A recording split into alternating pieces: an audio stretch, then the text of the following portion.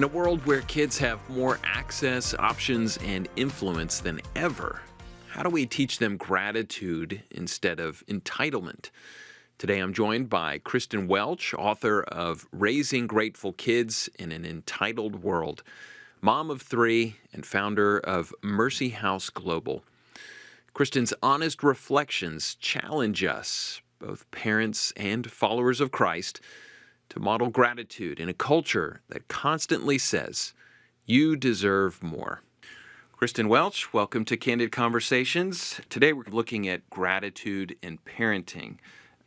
You've written a book, and this is what shocks me. You wrote this 10 years ago, Yes. Raising Grateful Kids in an Entitled World, which 10 years ago isn't really all that long ago, but the reality is it feels like there's some new cascading waves of entitlement, or I don't know if that's a post-COVID thing or what, but tell us a little bit about your background and then how you got into writing the book. Yeah. Well, thank you so much for having me. I'm excited to be here and share my journey. I'm a wife and mom, and been writing since the 8th grade. Great. Went to college, got an English degree.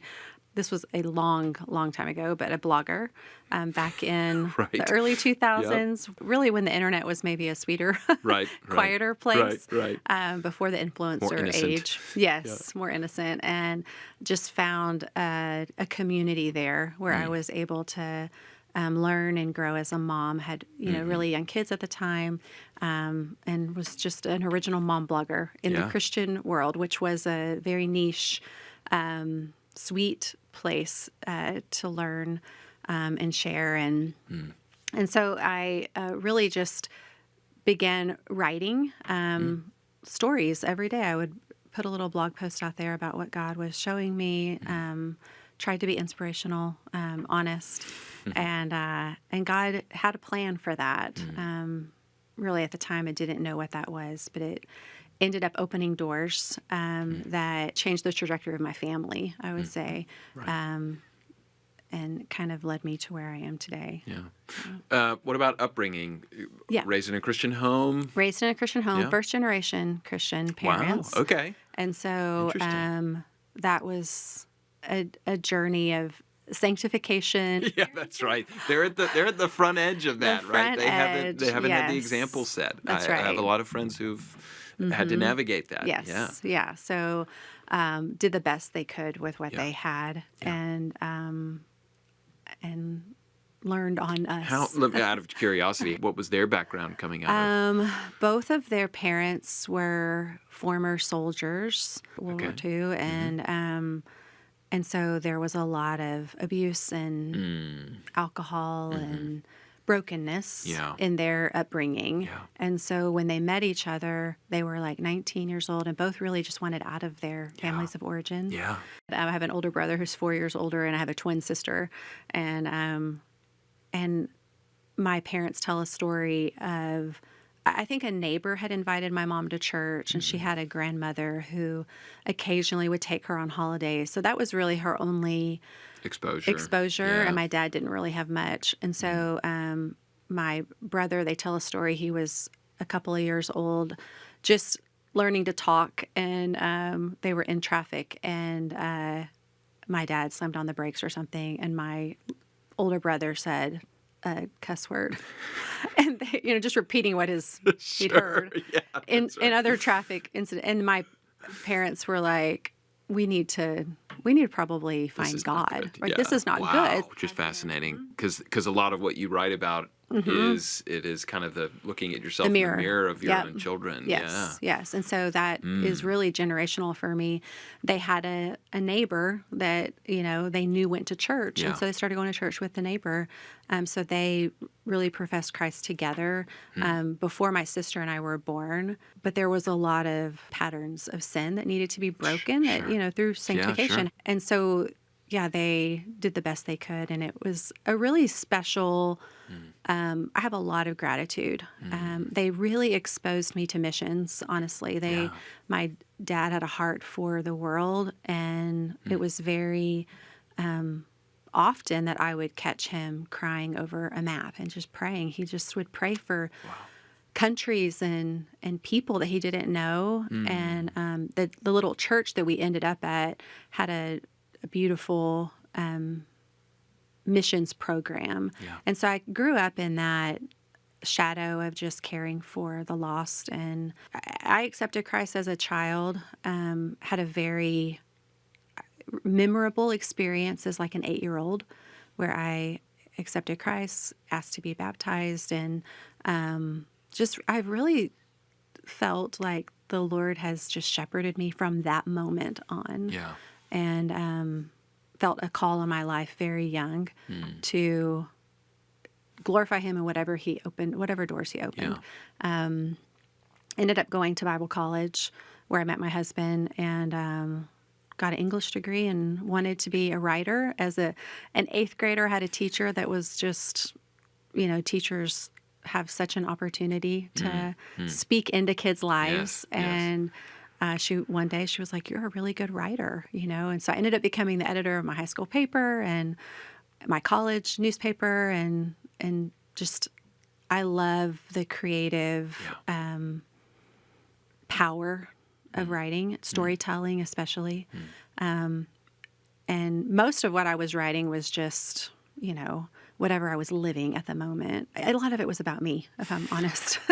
Right. It wasn't necessarily sanctified. It's the subject matter you know best. Yes. Right? Yeah. Yes. It was like my life, my story. And, sure.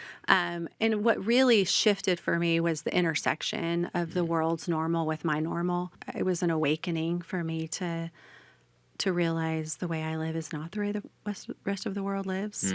And what do you mean by that? I think we tend to, as Americans, to live in a bubble and insulate ourselves from anything that's different than we are, whether it's, economically different or racially different. We tend to be and surround ourselves with people like us. And the danger of that is just an echo chamber, right? Like we end up bouncing our ideas off people who are just like us and live in a vacuum. And it's more difficult and challenging to sit across the table from people who are very different and have different opinions. Yeah. And I think even in our country today, we see a lot of just divisiveness and because people don't know how to get along. They don't know how to have different opinions. Yeah. And I think as a believer, we're citizens first of the kingdom of heaven. Right? And he unites us. And so there's room for disagreement and differing opinions. And I think as a child, in my upbringing, my parents, ignited that love of, we used to have this missions convention at our church, and people would bring food from every country in the world, and there were flags, and, we'd pray. It was just like exposure. Yeah, absolutely. And so growing up in the shadow of that, it was just this insight that there's something more. But there's also this conditioning in America where if that's not in front of you all the time, the danger is you just think everyone's like you. Right. Yeah. Right. Yeah. And you're comparing yourself to everyone around you. Yeah. And so that's really where I was when my story really took a turn. I was, a middle class Christian that was really unsatisfied, I think, with my life. I wanted more of everything, more of the American dream. Felt entitled to it. Yeah, okay. Your desire was for what the world was kind of portraying to you. Okay, interesting. Yeah, I think it was like I knew that as a child and a follower of Christ and through my education, I was on a path, I think. But I think the enemy's goal is to derail us. He wants us to live a lukewarm life and to be enticed by comfort and safety. And so when I became a mom, I really began to compare myself to other moms. And you're the only one who does that. Right. Right. I'm like, oh, this is how you do it. It was a distraction, right? And the enemy's ultimate goal is to fill up our lives with so much busyness and where there's not self-awareness or self-reflection. He doesn't want us to make space for God. Yeah. And America's the perfect place to... You're preoccupied with everything. Right. Yeah. There's so much. And in our culture, we're applauded for busyness, right? Yeah. The more you're doing, the more achievement, success, busyness, right? The hustle You're mentality. Winning. Yeah, you're winning. You're winning at life if you're right. busy. Exactly. And so I was really buying into that. And it was, counteracting. I mean, some of my upbringing and knowing that the path to peace is God. And I think I thought I was on it. Yeah. But at the end of the day, I was just not satisfied. And so that was really where I found myself as a young mom and writer, writing about things that were, my normal, my life. But I was spending a lot of my time looking at the way other people lived and trying to find satisfaction in chasing after what really the you American thought was dream. Satisfying them. Yes, yes. So I was comparing myself to people who had more. And then you peek behind the curtain, you're like, they're not satisfied either. Right. That's Right. that elusive, slippery, you're grasping. And I think it's so trite to say that, there's this God-shaped hole in all of us, right? And he fills it, but it's really the truth. The truth is nothing will satisfy us like God. I was maturing in my faith and then got sidetracked a little bit by the American dream. Yeah. So from a parenting perspective, what does that look like? It's the comparison of family vacations and All of it. the home and Yes. all those things. You're leaving feeling what? Left out, fear of missing out. It's like you don't know you need something until you see someone else has it. Right. Which is probably maybe the definition of sin. I don't know. I remember going to my next door neighbor's house and seeing that this was an older couple whose kids were grown, but still comparing myself, what they had. And seeing they had just ripped out all their old floors and put new floors in. And you're like, I need new floors too. Literally. She was like, come see my new floors. I didn't even think I needed new floors till I walked in there and came back home and told my husband, we need new floors. And he was like, what? Our floors are fine, They hold us up. Yep, there's nothing wrong. But when we are in that vacuum and only comparing ourselves to people who have more than us, that's our normal. Yeah. And it's a dangerous place to be. And I think what I discovered before I discovered my children's entitlement, I discovered my own. Yeah. And that I deserve this. Everyone else has it. I want it. And why don't we have it? Can I ask, because you've told the story of your parents, did your parents instill any of the kind of entitlement mentality? Because a lot of this can be generational. And it's like the Depression era was like parents were hoarding everything. And it's like my parents. Yes. I mean, my parents are self-made people, so they didn't have anything. Yeah. And my dad was the first college graduate from his family and became successful. But once I was in college, he was successful. So really in my formative years, there were seasons of going without. Our family was, probably lower middle class. And he just hadn't, I guess, made it yet. But you didn't necessarily feel that, right? There were a couple of times I felt it when he lost his job. They were very generous to other people. Yeah. But we sacrificed so that they could be generous. And so really it was a really great environment. And I think when I went to college and got married, I left some of that behind. And you always, you want your parents to be your floor, right? You don't want them to be your ceiling. And so, just bought into the American dream. Yeah.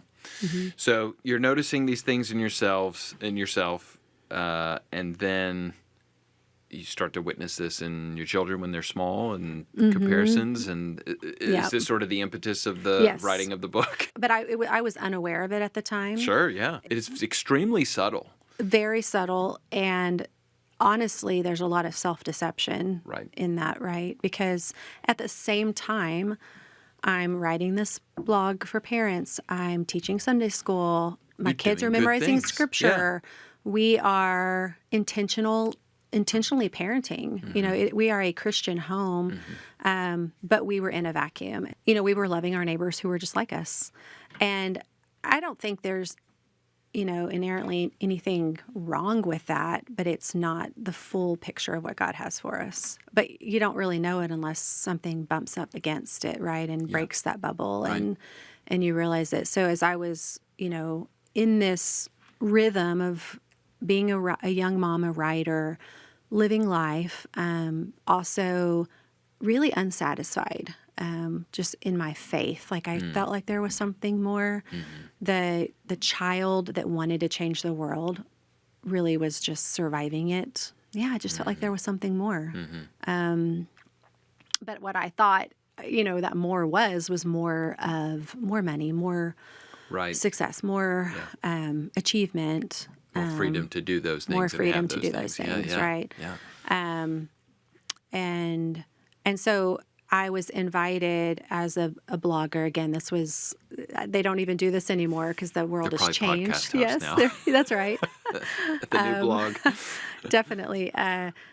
To travel to Nairobi, Kenya with Compassion International. And they had this initiative where they would take moms who were bloggers because it was a very really insulated bubble at the time, and they would take us to developing third world countries for a few weeks, and we would write about poverty and write about their programs and just be exposed to the world's normal. And when I was invited, I sort of had like a goal list as a writer, like this is something I would love to be invited to, probably impure motivation there, because it was, you know, I want a book deal. Here's the path. Yeah. Right. To be successful. Stepping stone.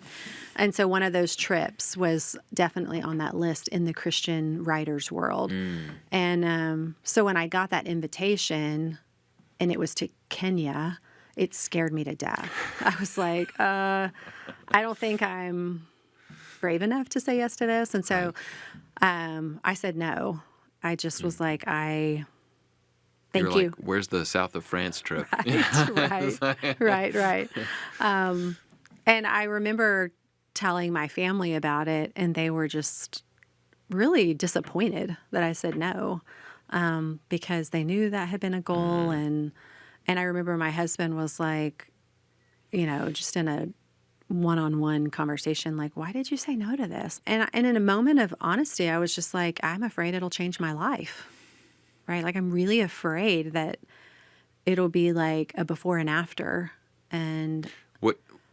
Clarify that. My kids were 2, 7, and 9, and I had never been overseas, and I was scared of what I would see and what it would expose me to. Yeah.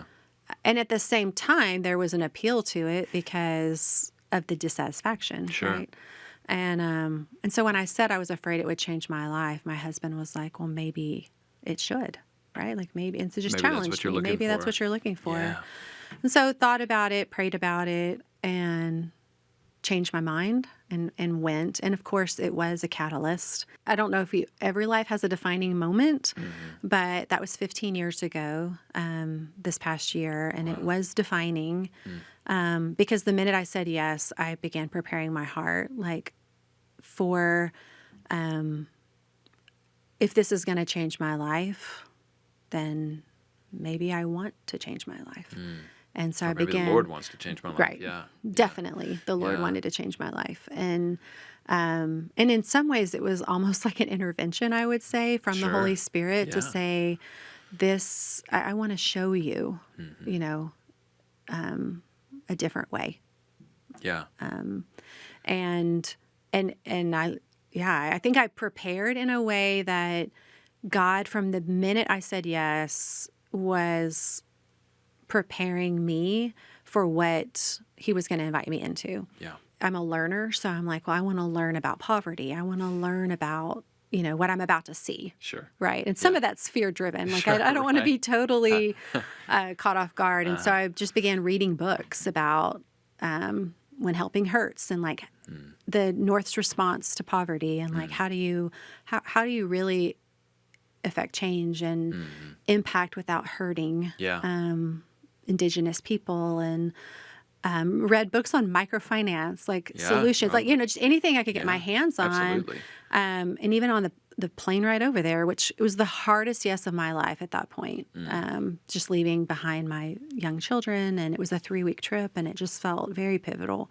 And had books in my backpack that I read on the flight, just like A Hole in Our Gospel. And I think it was just preparation for what God was going to show me. So I really entered into that moment ready for transformation. And I really believe there are seasons in time where, God is constantly pursuing us. Jesus is standing at the door, like Revelations 3, and he's knocking, and he wants to come in and eat with us. Yeah. And for me, it was a time of, I knew I would need God and his presence to do what he wanted in me and through me, and even through my blog. Every day we would come back and write about our experience in an effort to get kids sponsored. Yeah, right. And so it felt like a responsibility and a burden and an opportunity. And so I took it very seriously, and I wanted to have an impact. And what I wasn't expecting was to be impacted so much, right?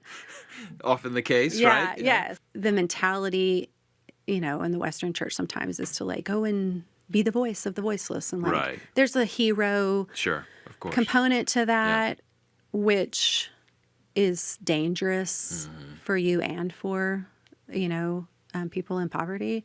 And I definitely think I was wrestling with that and felt, there's some self-importance and pride. Right. I also didn't know anyone on the trip and felt like I was like traveling with Jesus because I was processing so much, like a fire hydrant, like drinking from this overwhelming flood of information and exposure. And so I remember coming back to the hotel every night and just like sobbing in the shower, just like this release of emotion, because we were being exposed to just your bubble had popped. My bubble popped. Yeah. Without a doubt. It's scary when it pops because the whole time I was like, how am I going to go back home and live my normal life? Right. Like, what does that even look like? And I remember I had a very defining moment in a slum in Nairobi, which is now considered the world's largest slum. And it was just really a crossroads of my faith and my personal journey, spiritual journey. Just a very clear moment where God spoke to me. And I was in the slum and just completely overwhelmed with poverty. In your face. Every sense is, smell, taste, see. It was just unbelievable. And we were walking down the path, and in a slum, the further interior you go, the worse it gets. Yeah. And, no running water, 1 million people in a 1-mile radius just living on top of each other. And and there was so much human suffering just everywhere I looked. And I remember watching where I was walking, and I thought it was raining because these big drops were hitting my rubber boots, and I was crying.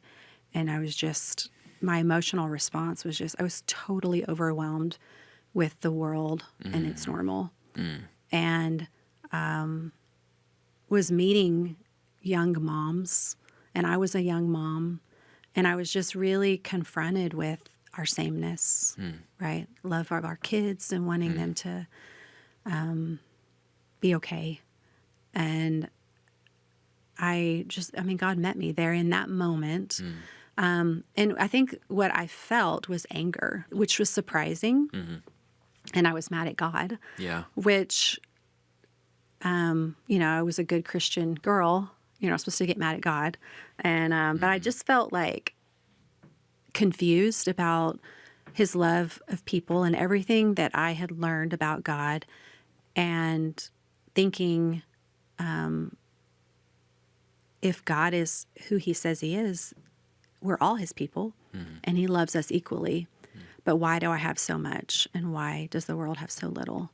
And I think it's an important question that we ask ourselves, right? Why was I born where I was born, and what am I supposed to do with it? Right. And that was really, those were the two questions that crossroads moment where I was just like, I have so much and I'm so unhappy. And here are people with so little. And I mean, one of the beautiful things about the organization I was with is they kind of showed you like outside of the gate, the people, and then inside who were part of their programs, right? You could see the difference. And so I was meeting people who had so much joy and so much purpose. Yeah. And they had so little, Materially. Yeah. And so, the Beatitudes, a lot of just the formation as a believer, I was confronted with like, who is God and who am I? Yeah. And what am I supposed to do with this? Yeah. Right. And I don't think we have to travel to a third world country to experience that. Right. I do think sometimes really stubborn people need to be shaken up.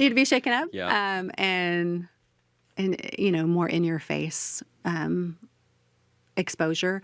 And so I just was very angry at God, and I asked him how he could allow so much human suffering. And the minute I asked that question, I just felt like he flipped the question and asked me the same question. Right? Like, how can you allow it? If my people are my hands and feet, what are you going to do about what you see? Are you going to go back and live the same life? I will never forget it. I will never forget that moment of having the opportunity to respond to what I was seeing and experiencing. And I do believe that in our lives, there are those crossroad moments, constantly in God's pursuit of us, going after us, like he does in Luke 15, as the one lost lamb, and he's bringing us back into, and we have a choice constantly, whether it's a financial crisis, a marriage crisis, a health crisis, like any of those moments that are just like where there's suffering and there's pain and there's questioning God. Those are crossroad moments where we can respond in a way where we decide to live a Jesus-centered life. Yeah. And I didn't know at the time I was leading a child-centered home in my quest for just to be a good Christian parent, which is a contradiction. Explain that. Yeah, I think, when Jesus is the center of your life, everything flows from that place. Yeah. I think culturally, the temptation is to have a child-centered home, right? Your kids get to decide everything. Right. Which they are not capable of that power. Yeah, exactly. And it's a slippery slope. Maybe a form of godliness, but denying the power, we were very religious, spiritual people. Sure. Yeah. But the relationship, just the intimacy with God had been really pushed aside for things that looked a lot like God. Yeah. Which I do think that is a danger of being a cultural Christian. We don't even know that we're being deceived, and we're like, I'm good, I'm fine, right? Yeah. And so that was really where I was at inadvertently.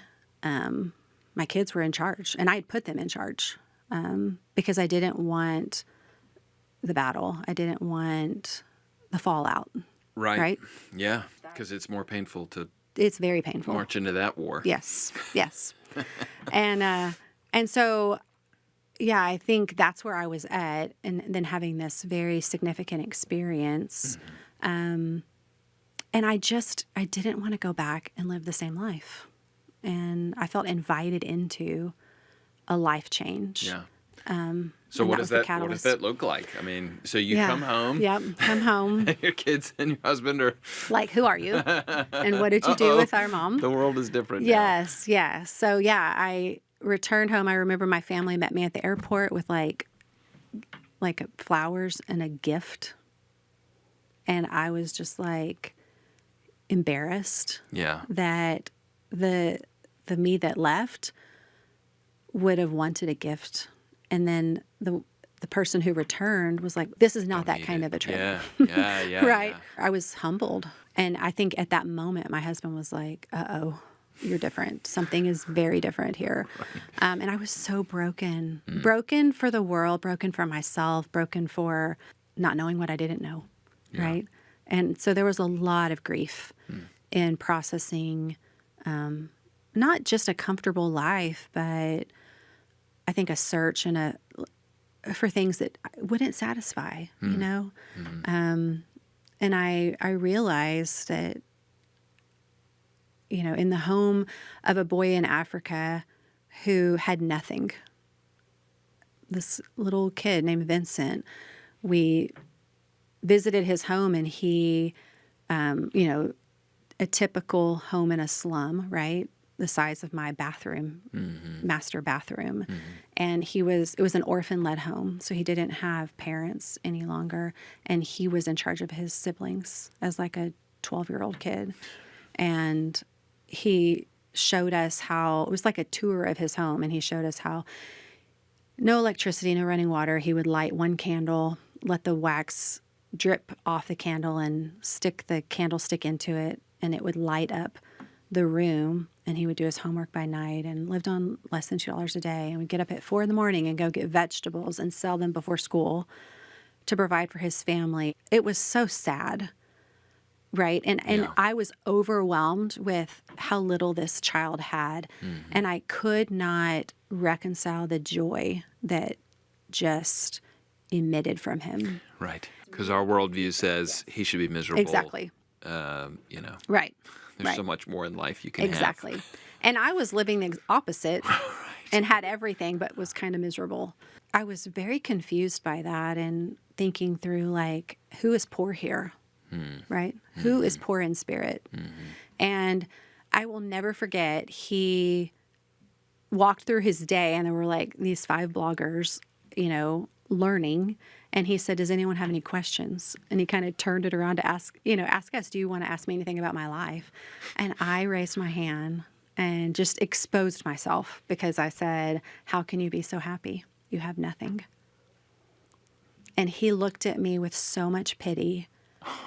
And I was so, I think, desperate. I should have been embarrassed. I think I'm more embarrassed now that I ask it. In the moment, I was just like, give me words of life, you know? Yeah. And he just looked at me with so much pity, and he was like, ma'am, I have Jesus. Whoa. He's all I need. And it just, I have Jesus too. Yeah. But I added him like salt and pepper to a meal, right? To flavor my life. He wasn't the main course. Right. And I recognized that in the moment. Yeah. That he was not the center of my life, because I needed all the other things for happiness, but they weren't working. Yeah. And I just saw a wealth there, just a richness that I envied, right? I envied this kid. He had something I didn't, and I knew that's why I was there. Yeah. Right? Not to be a voice to the voiceless, not that it was about my own transformation.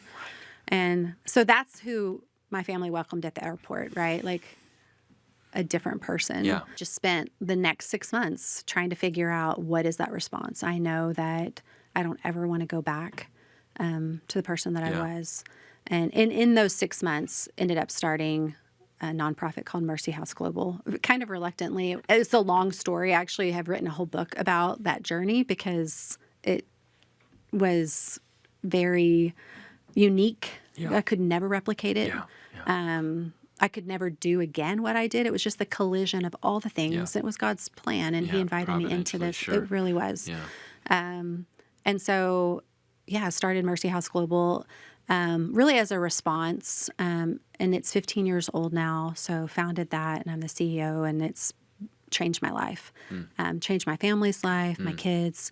In the process of that change, a few years later, so that was 2010, in 2015, so 5 years after that very definitive moment, I wrote Raising Grateful Kids. Yeah. I think God showed me my own entitlement first, Yeah. and my own lack of gratitude. And that showed me my kids, right? And like, kids aren't entitled unless someone entitles them, right? So that's the bad news. If you're Look at the teacher. Yes, that's Yeah, right. yeah. Look at the model, Yeah. right? If Yeah. you see something in your kids, I mean, not that it's 100%, Sure. the Yeah. fault of a parent, because Right. there's a sin nature and propensity to being wayward. Yes. But there's also, I mean, there's just a lot of opportunity there. Yeah. Your kids, we know that. We know that, they pick up our idiosyncrasies and Yeah. our bad habits. And I have a friend who's a high school teacher, and he says, if you want to know what a kid's going to end up looking like, just look at their parents. He's like, So and I've seen true. it for 20 plus years of these kids just end up, the Yeah. parents prioritize wealth, success, Yep.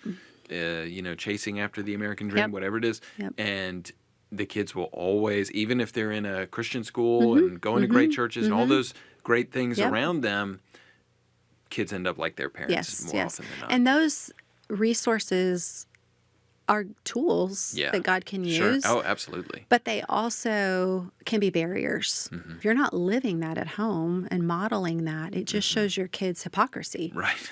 which is probably the worst thing you can show your kids Right. is do what I say, but not what I do. And kids are the first ones that pick up on that. Yeah. They know when a parent is absent. They know when a parent is not emotionally present. Yeah. They know when, you're telling your kids to get off your phone and you're not Doing it parenting either. yourself, Yeah, right? Like they know. Yeah.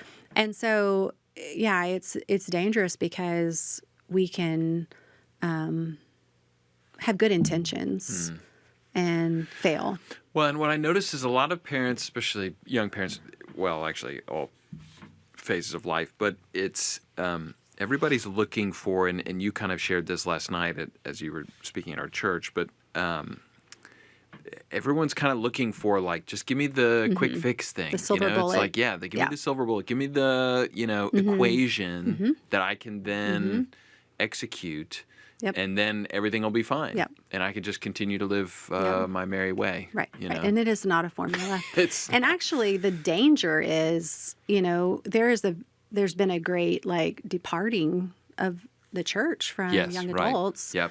Yeah. Because Deconstruction and right. because they've seen the hypocrisy in their parents or in the church or And they've seen the falsehood of a formula, right? Like A plus B didn't equal C. Yeah. And so there isn't a formula. So that makes it very challenging. But it is simple. Yeah. There is a simple solution, right? Like there is a way. Yeah. The way of Jesus is the way to eternal life. And And it starts with mom and dad. it starts with mom and dad, right? Because you're the first exposure to God's love. Yeah.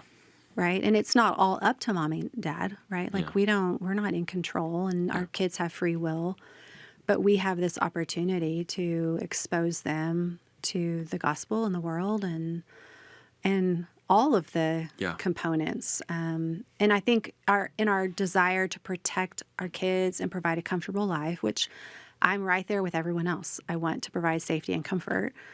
We think we're giving them the world. Right? Like we want to give them the world, but the way to give your kids the world is often exposing them to people who aren't like you. Yeah. Right? And servant leadership and perspective and the things that terrify us. Right. The things that are hard to do. They feel unsafe. Yeah. Yeah.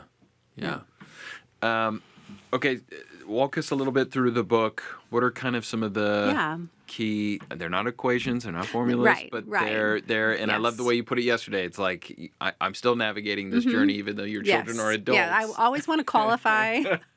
I'm not a parenting expert, and anyone who says they are just hasn't been a parent long enough.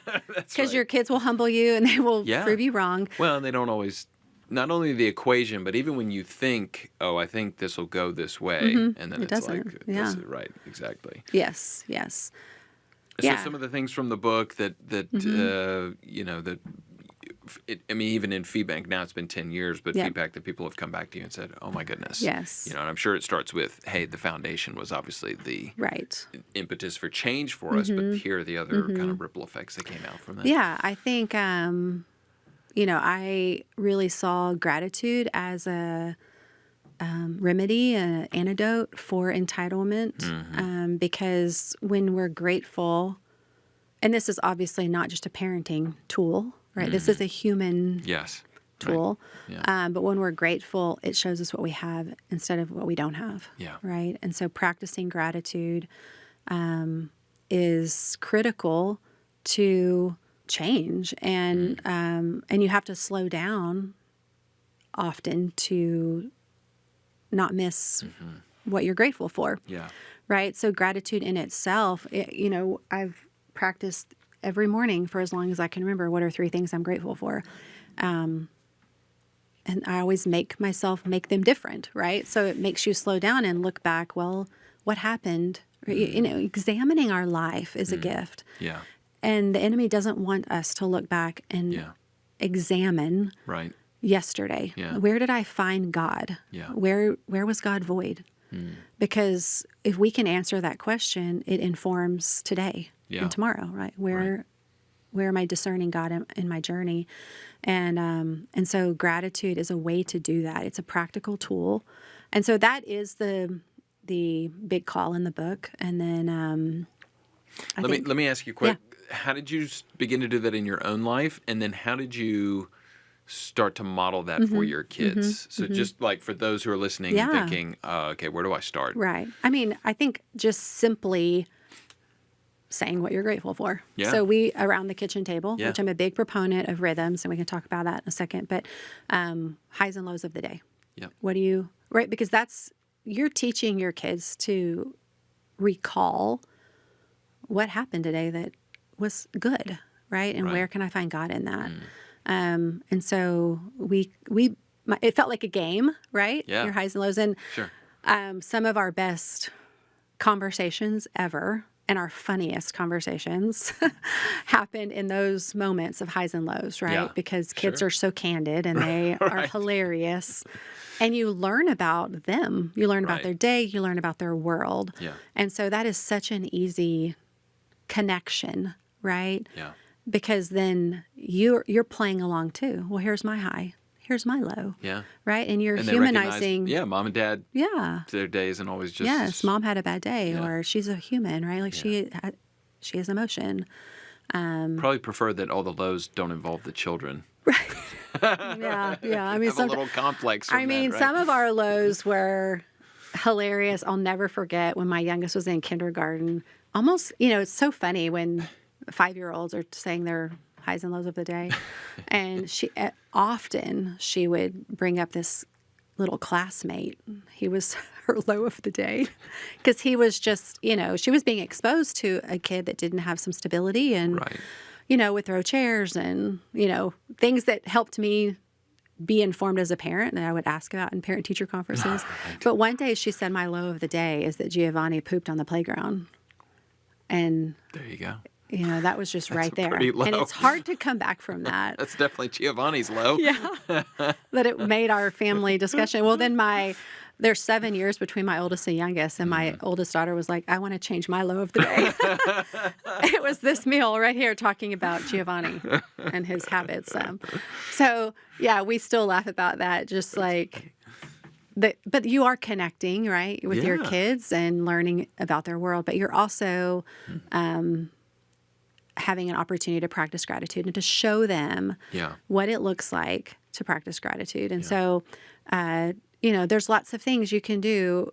What we did after that is when my kids were old enough to write, that high and low, the highs became little slips of paper that went into a gratitude jar. And then we would pull those out around Thanksgiving time and read those and remember and laugh together. And I think there's such a direct call to remember, right? The Ebenezer Yes. stones, the moments, right, that we need to write on our forehead and our wrists. They inform,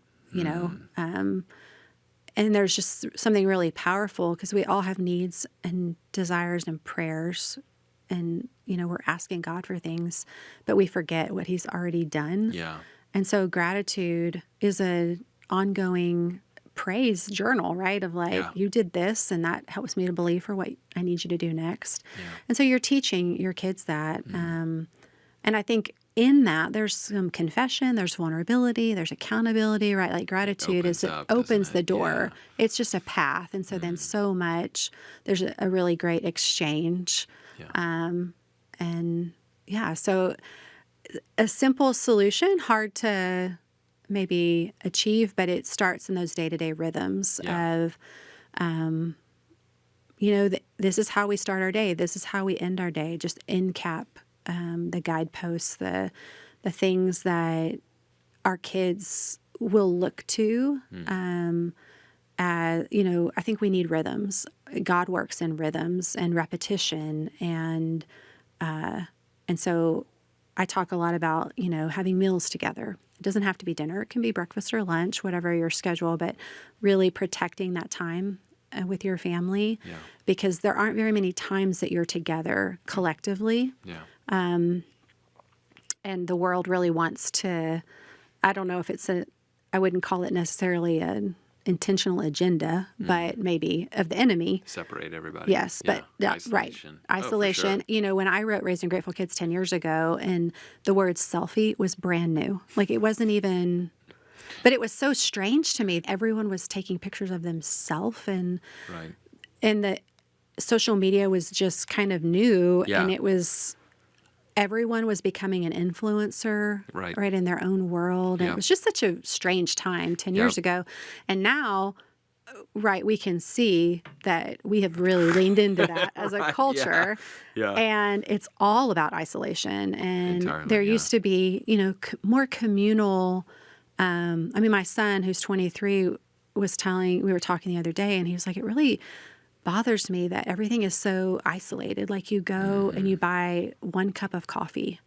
And he was like, did you used to be in an environment where you had the pot of coffee and you shared a pot of coffee and then you talked, and he had seen that like on a movie, right? It's not even normal now. Right, yeah. And there's this true division, right? Where people are lonelier than they've ever been. Right. And they're more isolated. And social media leaves you so unsatisfied because you're getting a glimpse into someone's filtered life, which isn't real. It's their highlights, Well, I want to ask about that because, you started talking about how for you, the unsettling came with some of the comparison stuff. And now, obviously, as you mentioned, social media is just nothing but comparison. Right. So how do you help your kids steer away from an entitlement, because the entitlement naturally comes from the comparison. Well, that person, they're not even a good person. Right. I'm a good person. I deserve that. They don't deserve that. How do you kind of direct them? Because that is, it's shaping them. The social media, the view, the images, all that sort of thing. Yeah. Well, I'm definitely old school on this. Just go read Mom's blog. The longer you can deter your kids from social media. I cannot emphasize that enough. For sure. When I wrote Raising Grateful Kids, my oldest was 16 and didn't have social media. Sure. And when my kids turned 18, it was really up to them. I'm not in charge anymore, really, right? Like I want them to take what make their own decisions. But it's a powerful tool that a lot of adults can't navigate well. Like we're all somewhat addicted to our phones, which then sets a pattern for children to assume this is a fun place. Yes. And it's a dangerous place. And so I think if someone were to ask me today, how soon is too soon? I don't even know the answer, right? Because I enjoy actually not my podcast team would like me to be more active, but it's just, for me, honestly, getting the thumbs ups are coming. But the reality was getting away from it is become so freeing. Yes, there's friends in Australia who I would know more about, if I stay active on it, but it's better for me to send them a message or write them an email or call or whatever it is, as opposed to just constantly reading the highlights. And then again, just naturally our condition is, well, why do they get that and I don't have this? Or there's... I think that's a first step, is making a decision not to introduce your kids to that, because once you do, it's hard to parent, and you can. Yes. It's possible. Where you can say on Sunday, we're gonna all check our phones in for 24 hours and we're gonna practice a digital Sabbath, and but you have to model that, right? So it starts with you, and I haven't always gotten that right. I think there was an evolution of technology. I mean, since I wrote that book, and artificial intelligence, didn't exist 10 years ago, or that I knew of. It wasn't being used, and so that feels even dangerous to me, that we don't even know what it's doing to our brains. Right? It's addictive in nature, and then you watch documentaries on algorithms and the plan. Right. And the echo chamber. Yes. Is part of the algorithm, right? They want you to be isolated, only hearing people who think and act like you, and then you think, and then you become radical. Right, right. And so avoid it as long as you can. Also, it's probably impossible to avoid forever, and so I think that's where the fruits of the Spirit and ordering your life around Jesus. That is how you have a Jesus-centered life, and having times of practicing spiritual disciplines and solitude and silence and those things, quieting that noise, which is my next project. But that's a great way to really live counterculturally. It's not going to happen by accident. You're not going to parent intentionally without intention. And so there's grace, obviously, because we're learning. It is a mirror. God's grace teaching for us us. and for our kids. Yes. And so I think just that living in vulnerability, holding each other accountable. I think I mentioned this in the book, but we had a season of a lot of complaining in our house, and it was definitely after my trip to Kenya, and I was just so aware of my own complaining and my kids complaining. And so I had this idea, which I'm not recommending this necessarily, learn from my mistakes, but I gave all my kids were older, and so they thought this was cool, but gave them a rubber band, and we all put a rubber band around our wrist, and you could only pop your own rubber band. You were not allowed to touch anyone's rubber band. But every time you complained, it was just a physical reminder to snap yourself. And we only did that for 24 hours, but it was shocking in more ways than one. Yeah, because you're not aware. How often you're complaining. And so I think, that self-awareness piece is critical. And I don't really know if you can know yourself unless you know God, right? And hold that mirror up, and He's revealing to yourself, right? Your lack of spiritual gifts and fruit of the Spirit. I mean, sanctification is a long journey. Spiritually maturing is a process, but we can also get stuck and not know we're stuck. And so I think these are catalysts, the rhythms, the practicing gratitude, hard work, not rescuing our kids from being unhappy, not rewarding them for everything, which, there's that appeal. I think it probably was birthed in the self-esteem movement, which is, of course we want our kids to have self-esteem, but to constantly reward them, the trophy for everything, right? Just for showing up, participation trophies. Right. And that was a very big thing when my kids were little. And it's no, you can lose, right? it's okay to lose. You learn as much through failure as you do, if not more. More. Right?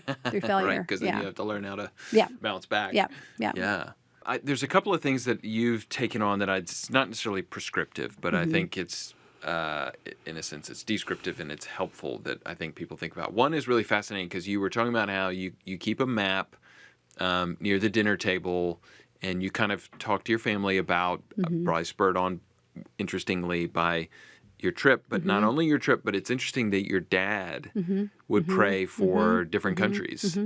And that you seems like you've adopted that into your family to give your kids a little bit of like, not Grounding. everybody lives like we do, and here's kind of what that looks like. And then even you do a meal of rice and beans, which is like, we have friends from the Caribbean, and they're like, rice and beans is one of our favorite meals. You know? Right. Like, Yes. I don't think I've actually had good rice and beans yet. Then I think it's probably the problem. But it is a reality. That's what most people are eating every day, and so it kind of builds into that. Tell us a little bit about how that came about. Yeah, I mean, it's an interesting correlation that I'm probably, maybe even just now, wrapping my head around.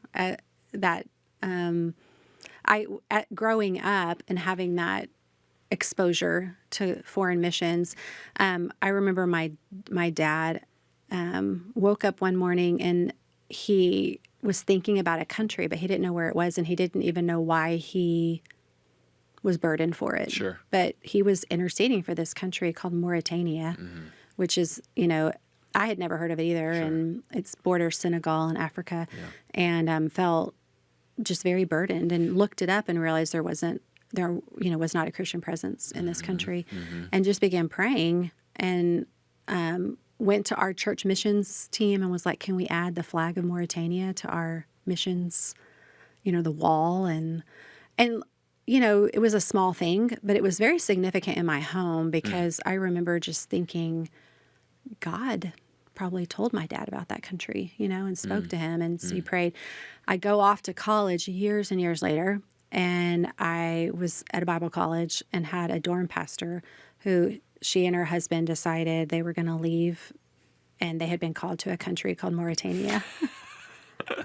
And I called my dad crying, and I was like, you know that country that you prayed for? Yeah. And they ended up going to Senegal because they didn't have a path into Mauritania, and my parents supported them. And it was just like this very full circle moment for me. Full circle, yeah. And it definitely birthed something in me. And there was a forming there that I came back to, I think, as a parent, seeing how the world's normal had impacted me much later. I was 37 years old when I went to Kenya as a mom, which isn't really that young of a mom, I guess, these days. But I had a 2-year-old at the time, and